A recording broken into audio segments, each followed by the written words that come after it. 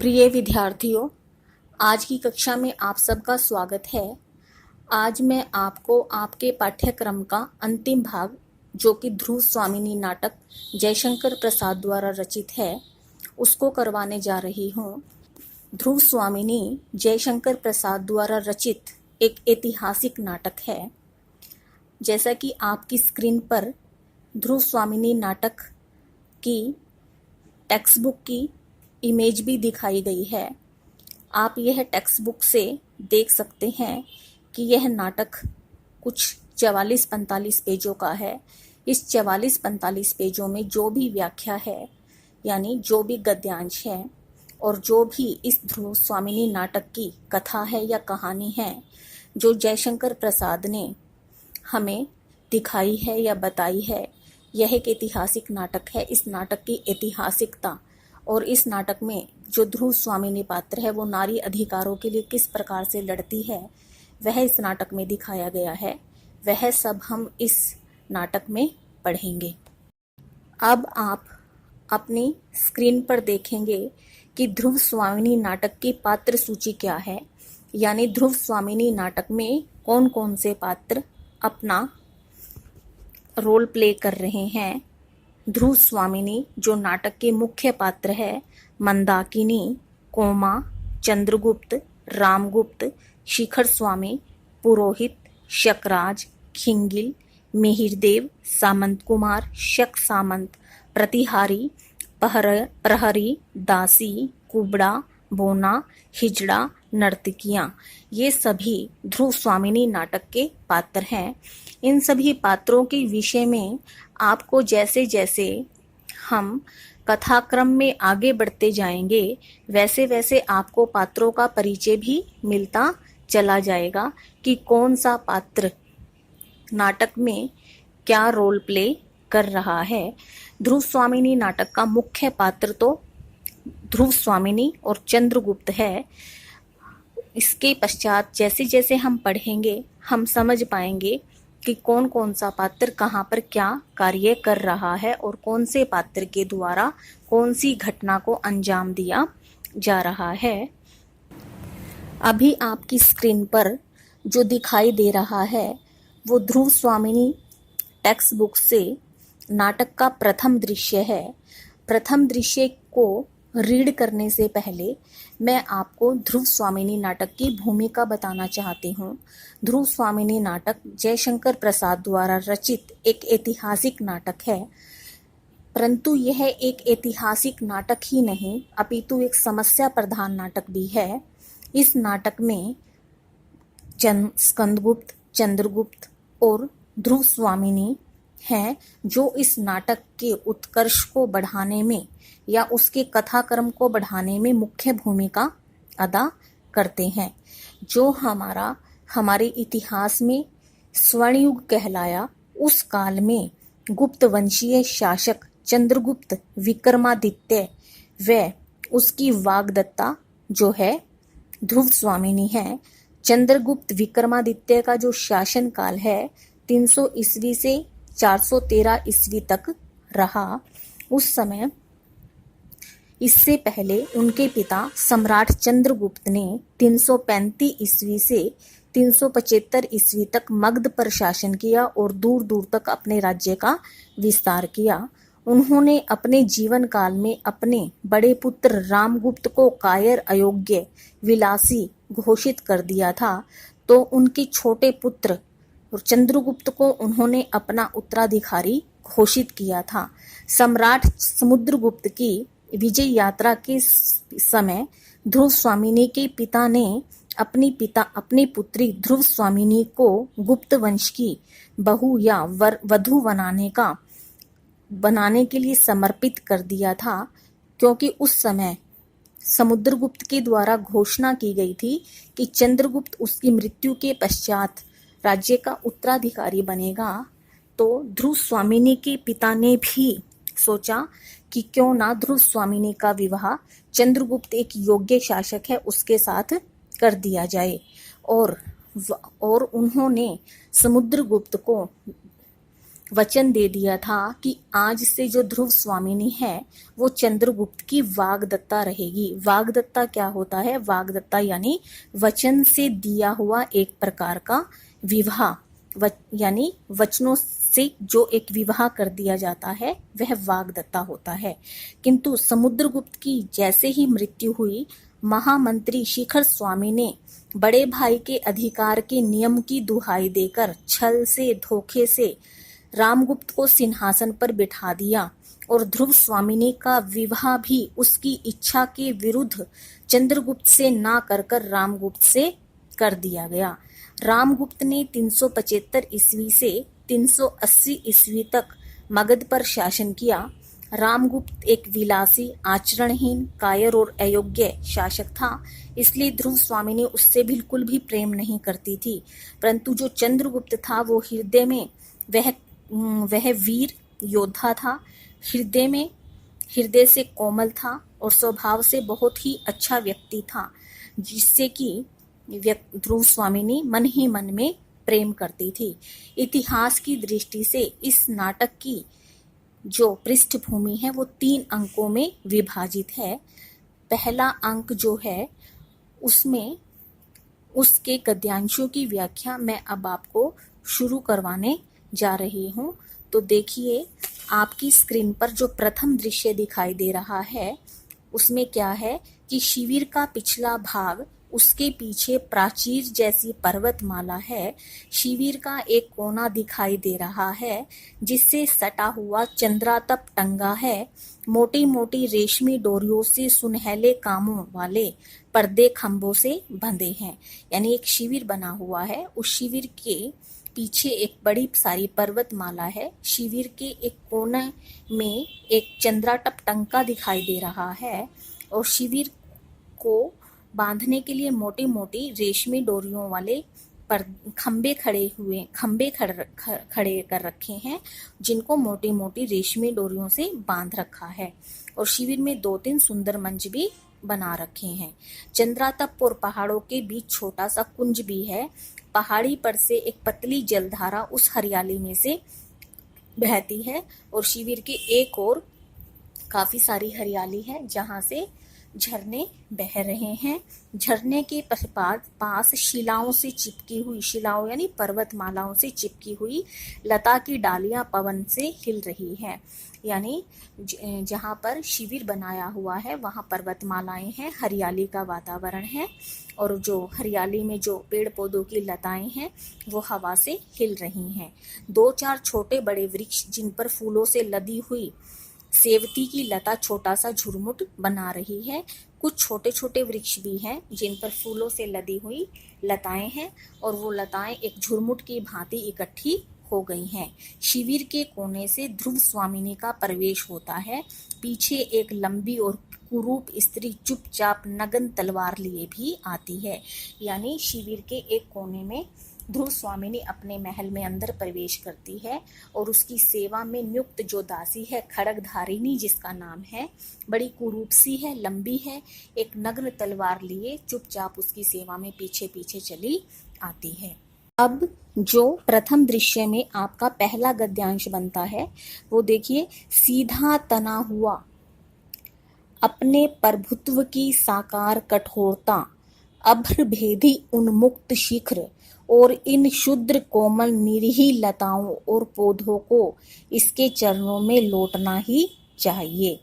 देखिए कैसे लिखेंगे। जो प्रस्तुत गद्य पंक्तियां हैं या जो प्रस्तुत गद्यांश है जयशंकर प्रसाद द्वारा रचित ध्रुव स्वामिनी नाटक से लिया गया है।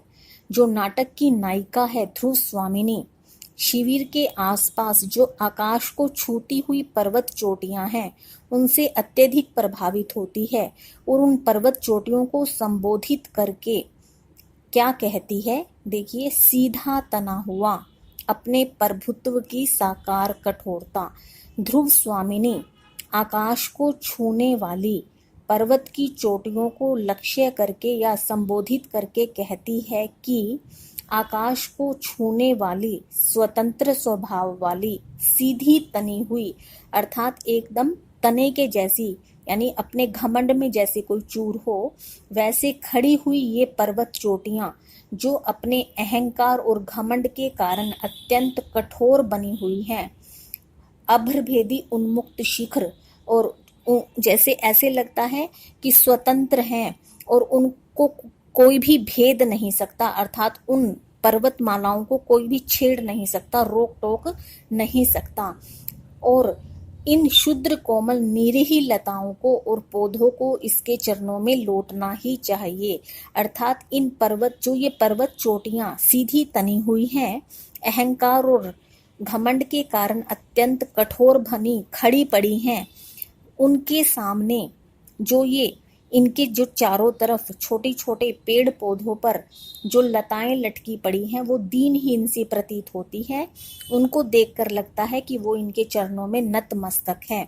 अर्थात उन पर्वतमालाओं पर जो पेड़ पौधों की लताएं हैं, बेलें हैं, वो लटकती हुई ऐसी प्रतीत होती है कि जैसे इन पर्वतमालाओं के कठोर शिखर के सामने इनका कोई अस्तित्व ही नहीं है। कहने का भाव यह है कि जो कठोर स्वभाव वाला राजा या शासक होता है, उसके सामने विनम्र स्वभाव वाली दीनहीन जनता भी उसके चरणों में ऐसे ही नतमस्तक रहती है, जैसे कि इन कठोर स्वभाव वाली पर्वतमालाओं के चरणों में आसपास की लताएं, बेले, पत्ते नतमस्तक हैं। पंक्तियों में जो पर्वत है और लता है वो प्रतीकात्मक शब्द हैं।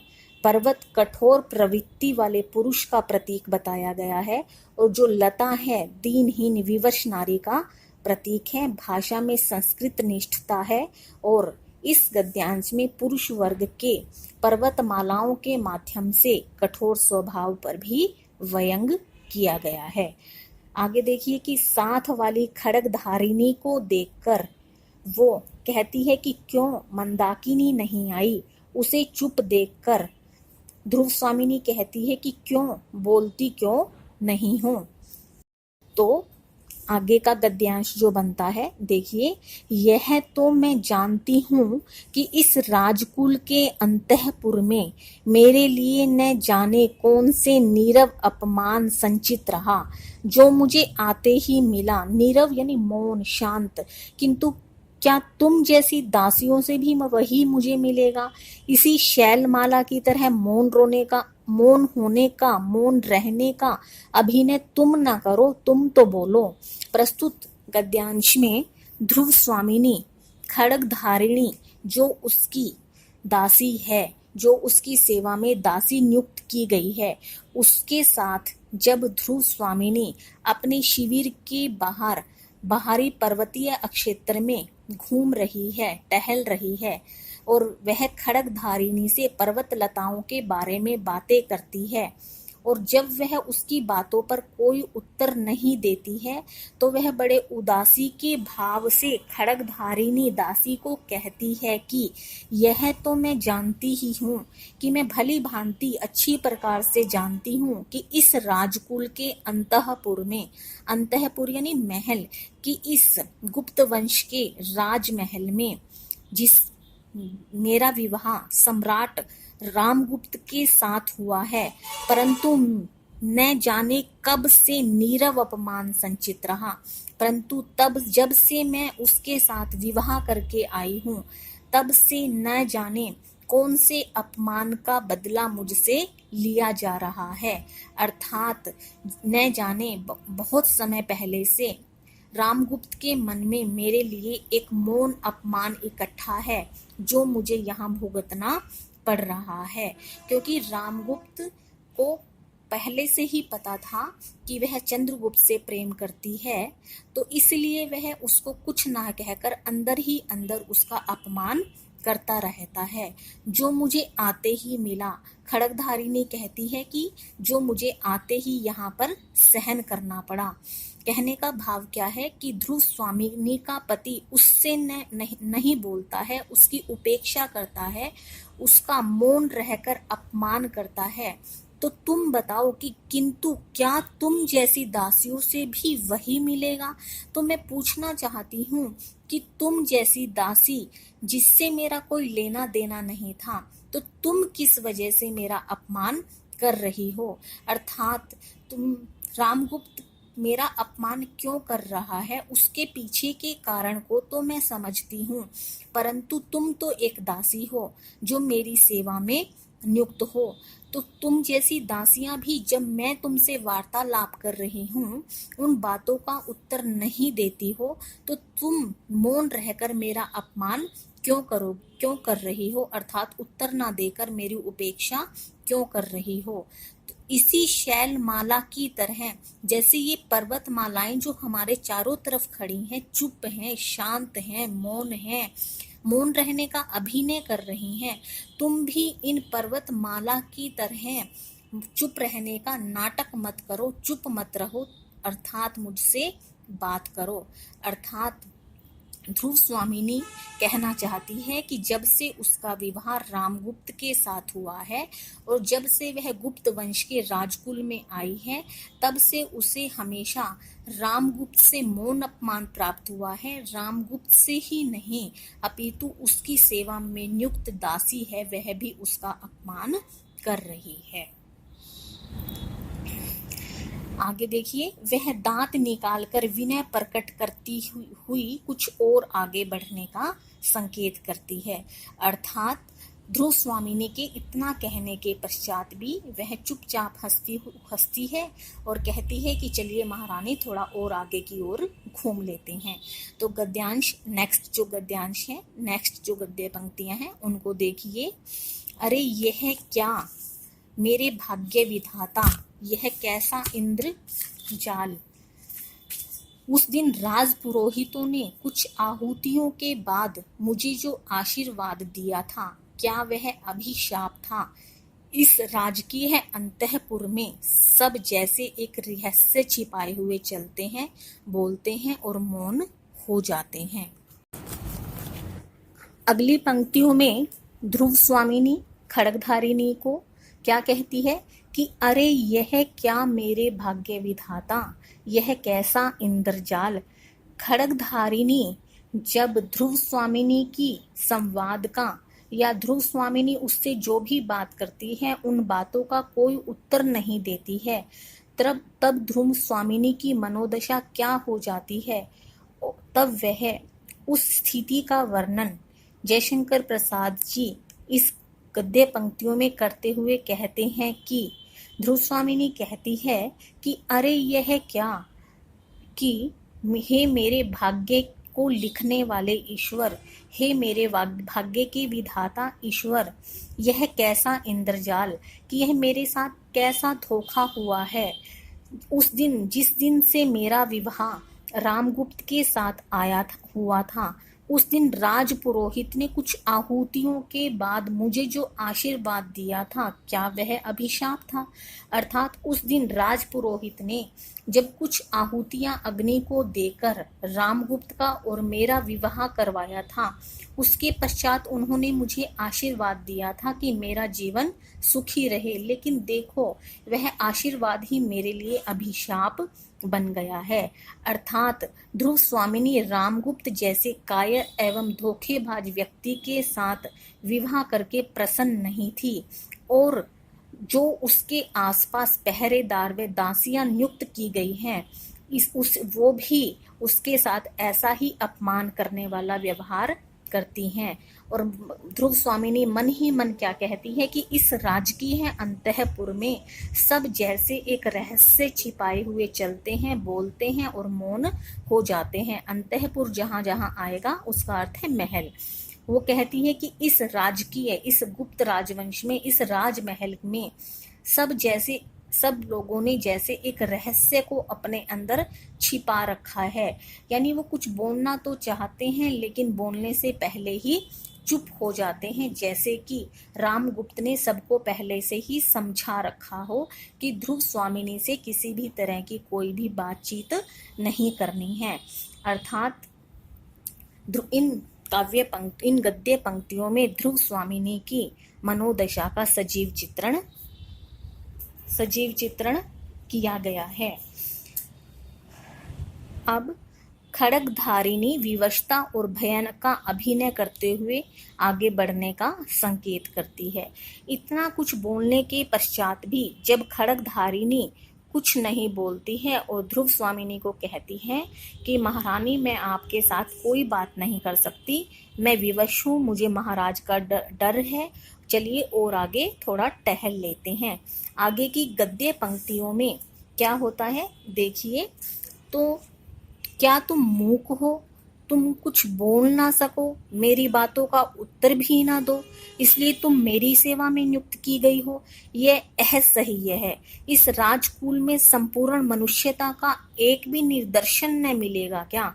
प्रस्तुत पंक्तियों में जब बार बार ध्रुव स्वामिनी खड्गधारिणी से बात करने की कोशिश करती है, लेकिन खड्गधारिणी उसकी बातों का कोई उत्तर ना देकर चुप रहती है कि मानो उसने मौन व्रत धारण कर रखा हो, तो ध्रुव स्वामिनी को थोड़ा गुस्सा आ जाता है और कहती है, अच्छा तो क्या तुम मूक हो, क्या तुम गूंगी हो, क्या तुम बोल नहीं सकती हो, और या तुम चुप रहने का, मौन रहने का नाटक कर रही हो, अर्थात तुम मेरी बातों का उत्तर दो, जो मैं तुमसे बात कर रही हूँ तुम उन बातों का उत्तर क्यों नहीं देती हो?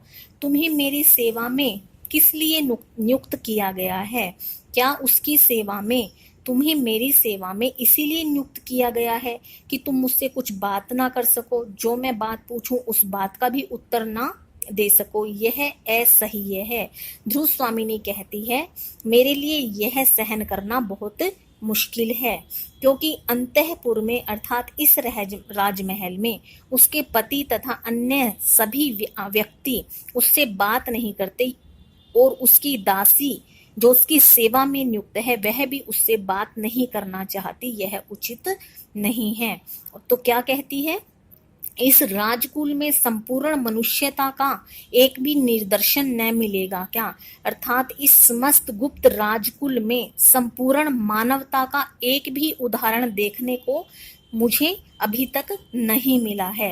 कहने का भाव क्या है कि गुप्त कुल में, गुप्त वंश में न केवल राजा रामगुप्त ही अमानवीय है, अपितु उसके महल में काम करने वाले दास दासियां भी अमानवीयता का व्यवहार करते हैं। अर्थात पूरा राजवंश ही ऐसा है जिसमें मनुष्यता का चिन्ह, इंसानियत का चिन्ह मुझे कहीं भी दिखाई नहीं दे रहा है। फिर क्या कहती है ध्रुव स्वामिनी, जिधर देखो कुबड़े, मोबोने, हिजड़े, गूंगे और बहरे हैं। अर्थात राजमहल के सभी व्यक्ति ऐसा व्यवहार करते हैं कि जैसे वो कुबड़े हो, बोने हो, हिजड़े हो, गूंगे हो। चिढ़ती हुई ध्रुव स्वामिनी आगे बढ़कर झरने के किनारे बैठ जाती है। खड्गधारिणी भी इधर उधर देखकर ध्रुव स्वामिनी के पैरों के समीप बैठ जाती है। और आगे देखिए, खड्गधारिणी चारों तरफ देखती है और अगली पंक्तियों में, गद्य पंक्तियों में क्या होता है देखिए। देवी प्रत्येक स्थान और समय बोलने के योग्य नहीं होते, कभी कभी मौन रह जाना बुरी बात नहीं है, मुझे अपनी दासी समझिए, अवरोध के भीतर मैं गूंगी हूँ। देखो कितनी अच्छी लाइन है, अवरोध के भीतर मैं गूंगी हूँ। यहाँ संदिग्ध न रहने के लिए ऐसा ही करना पड़ता है। प्रस्तुत काव्य पंक्तियों में खड्गधारिणी जो है ध्रुव स्वामिनी के साथ इतनी वार्तालाप किए जाने के पश्चात चारों तरफ नजर मारती है कि कोई उसे देख तो नहीं रहा, और वह अपने मौन रहने खड्गधारिणी के रूप में, जिसका वास्तव में नाम क्या है, मंदाकिनी, उसने तलवार धारण की हुई है, इसलिए उस दासी को खड्गधारिणी कहा जाता है, लेकिन वास्तव में उस खड्गधारिणी दासी का नाम क्या है, मंदाकिनी।